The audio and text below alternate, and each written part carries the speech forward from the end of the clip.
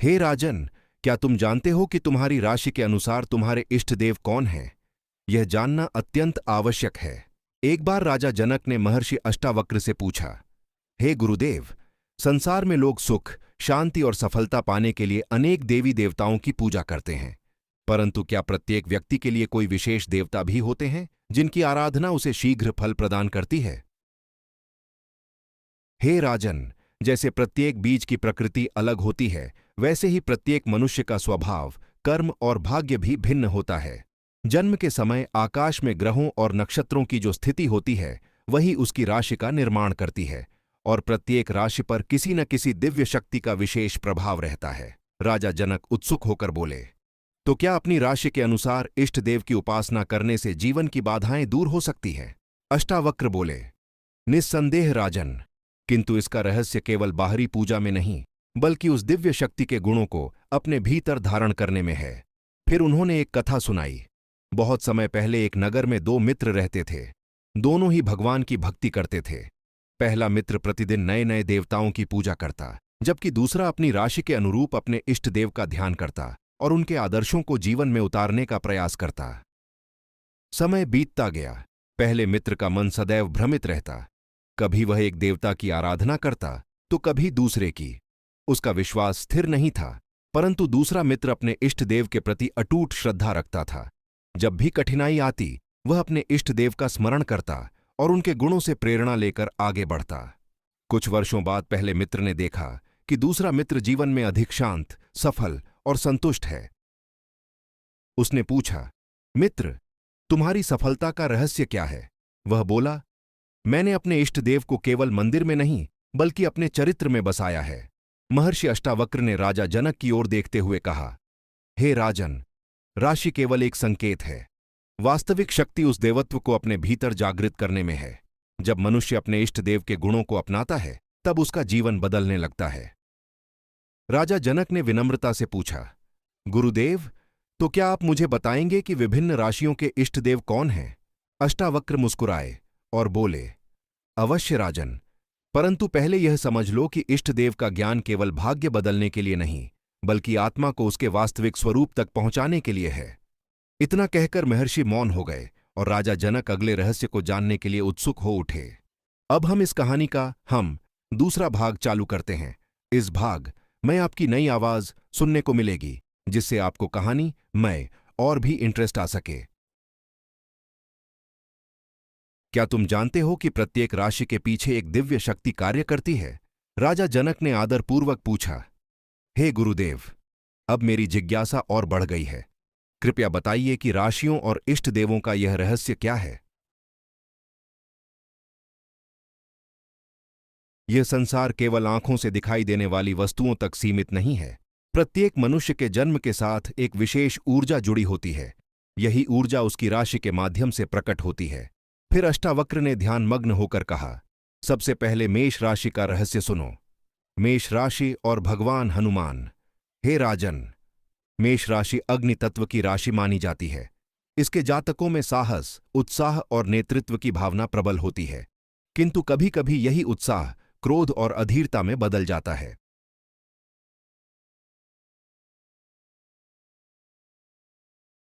ऐसे लोगों के लिए भगवान हनुमान की उपासना अत्यंत शुभ मानी जाती है, क्योंकि हनुमान जी बल के साथ साथ संयम और विनम्रता के भी प्रतीक हैं। राजा जनक ने पूछा, गुरुदेव, केवल पूजा करने से क्या लाभ होगा? नहीं राजन, यदि मेष राशि का व्यक्ति हनुमान जी की तरह अपने बल को धर्म के लिए उपयोग करना सीख जाए, तभी वास्तविक परिवर्तन होगा। वृषभ राशि और भगवान श्री कृष्ण। इसके बाद अष्टावक्र बोले, वृषभ राशि के लोग स्थिर, धैर्यवान और भौतिक सुखों को पसंद करने वाले होते हैं, परंतु कभी कभी वे मोह और हठ के जाल में फंस जाते हैं। ऐसे जातकों के इष्ट देव भगवान श्री कृष्ण माने जाते हैं, क्योंकि श्री कृष्ण सिखाते हैं कि संसार में रहते हुए भी मन को आसक्ति से मुक्त कैसे रखा जाए।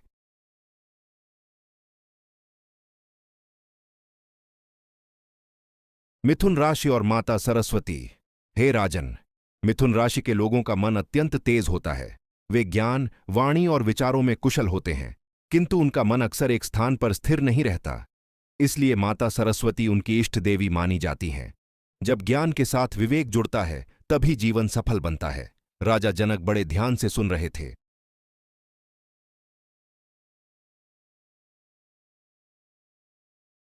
हे राजन, याद रखो, इष्ट देव का अर्थ केवल मंदिर में दीप जलाना नहीं है। वास्तविक उपासना तब होती है जब मनुष्य उनके गुणों को अपने जीवन में उतारता है। हनुमान से साहस, श्री कृष्ण से विवेक और सरस्वती से ज्ञान प्राप्त करना ही सच्ची आराधना है। राजा जनक बोले, गुरुदेव, अब मैं शेष राशियों के बारे में भी जानना चाहता हूं। धैर्य रखो राजन, अगला रहस्य और भी अद्भुत है, क्योंकि उसमें उन राशियों का वर्णन है जिनके जीवन में धन, परिवार और भाग्य का विशेष संबंध होता है। यह कहकर महर्षि पुनः मौन हो गए और राजा जनक अगले ज्ञान की प्रतीक्षा करने लगे। अब हम इस कहानी का तीसरा भाग चालू करते हैं। आप कहानी में बने रही। कर्क, सिंह और कन्या राशि के इष्ट देवों का रहस्य। हे राजन, अब उन राशियों का रहस्य सुनो जिनका संबंध हृदय, आत्मविश्वास और बुद्धि से है। राजा जनक ने विनम्रता से कहा, गुरुदेव, मैं आपकी वाणी से अमृत के समान ज्ञान प्राप्त कर रहा हूं। कृपया आगे का रहस्य बताइए। हे राजन, मनुष्य का जीवन केवल कर्मों से नहीं, बल्कि उसके भीतर जागृत भावनाओं से भी संचालित होता है। राशि उन भावनाओं का दर्पण होती है। फिर उन्होंने प्रथम राशि का वर्णन आरंभ किया, कर्क राशि और भगवान शिव। हे राजन, कर्क राशि के जातक अत्यंत भावुक, दयालु और परिवार प्रेमी होते हैं। उनका हृदय कोमल होता है, किंतु यही संवेदनशीलता उन्हें दुख भी देती है।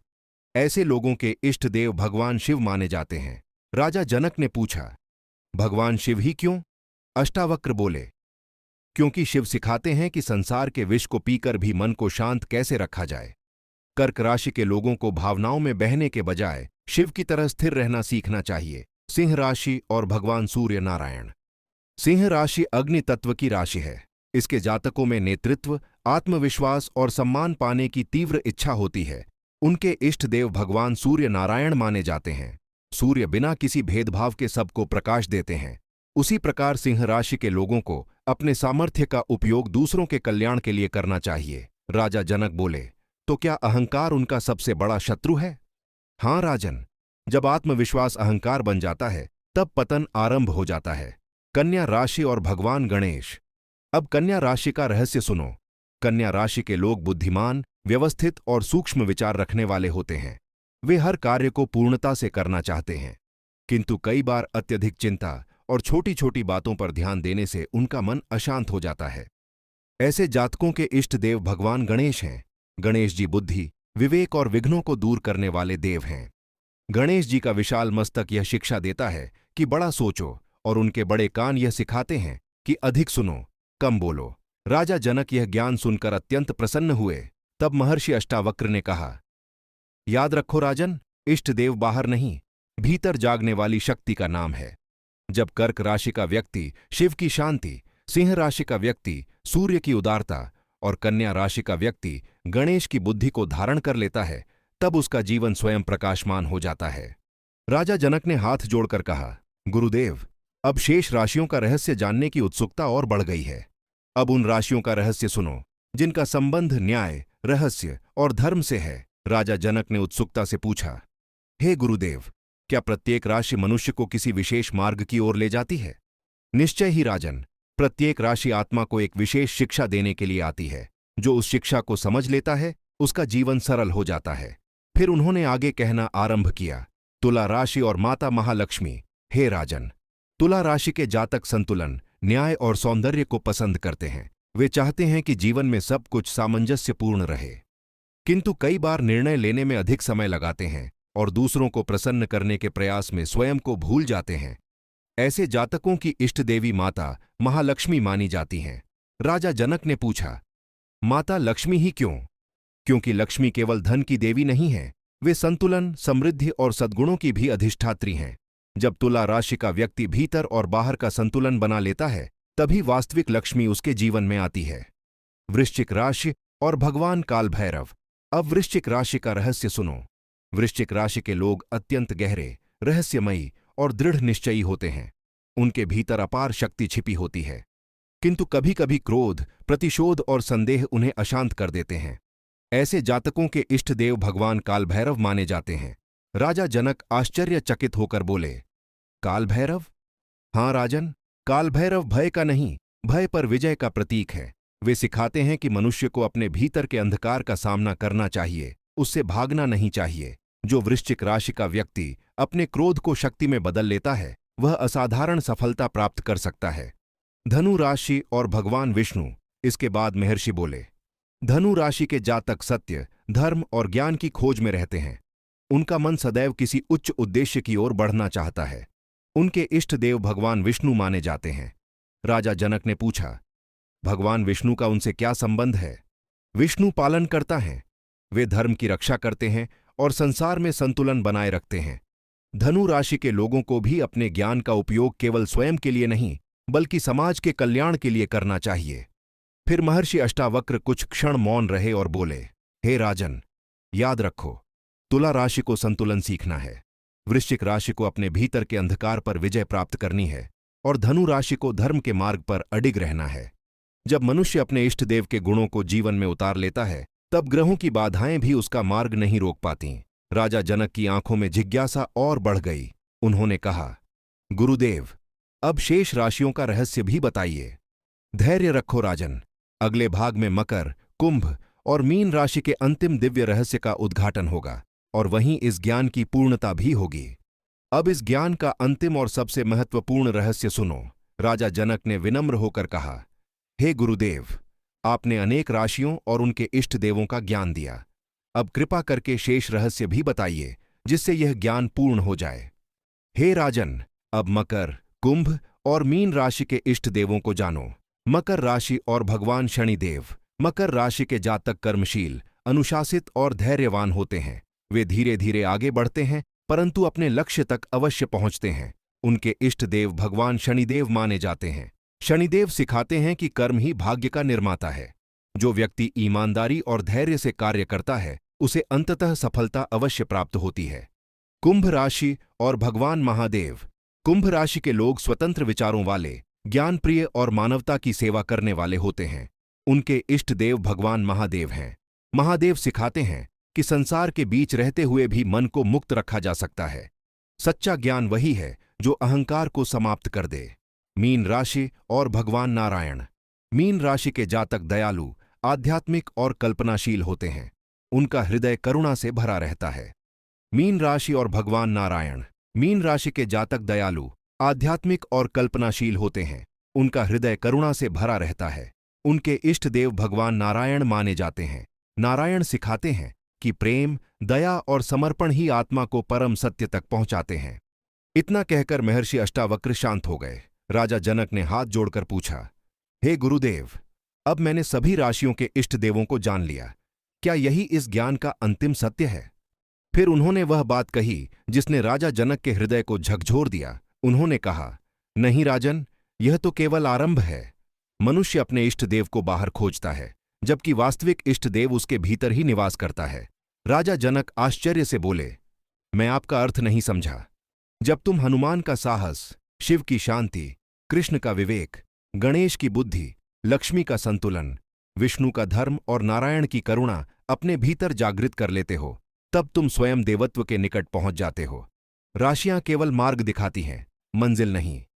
इष्ट देव केवल पूजा का विषय नहीं, बल्कि जीवन जीने की कला है। फिर महर्षि ने आकाश की ओर संकेत करते हुए कहा, हे राजन, सूर्य, चंद्रमा, ग्रह और नक्षत्र तुम्हारे जीवन को प्रभावित अवश्य करते हैं, परंतु उनसे भी बड़ी शक्ति तुम्हारे भीतर विद्यमान आत्मा है। जो मनुष्य स्वयं को जान लेता है, उसे किसी भय, किसी ग्रह और किसी बाधा का डर नहीं रहता। अष्टावक्र गीता का सार यही है कि तुम शरीर नहीं, मन नहीं, राशि नहीं, बल्कि शुद्ध, मुक्त और चैतन्य आत्मा हो। यह सुनकर राजा जनक की आंखें बंद हो गईं। उन्हें ऐसा अनुभव हुआ मानो उनके भीतर ज्ञान का दीपक प्रज्वलित हो गया हो। उन्होंने गुरु के चरणों में प्रणाम करते हुए कहा, हे गुरुदेव, आज मैं समझ गया कि इष्ट देव का वास्तविक अर्थ किसी मूर्ति तक सीमित नहीं है। सच्ची उपासना अपने भीतर छिपे दिव्य गुणों को जागृत करना है। यही अंतिम सत्य है राजन। जो स्वयं को जान लेता है, वह समस्त देवताओं के दर्शन कर लेता है। उस दिन से राजा जनक केवल बाहरी पूजा में नहीं, बल्कि अपने भीतर के देवत्व को जगाने में लग गए। और कहा जाता है कि जिसने अपने भीतर के देव को पहचान लिया, उसके जीवन में अंधकार कभी स्थायी नहीं रहता। राशि आपको दिशा देती है, इष्ट देव आपको प्रेरणा देते हैं, लेकिन आपका वास्तविक उद्धार आत्मज्ञान ही करता है।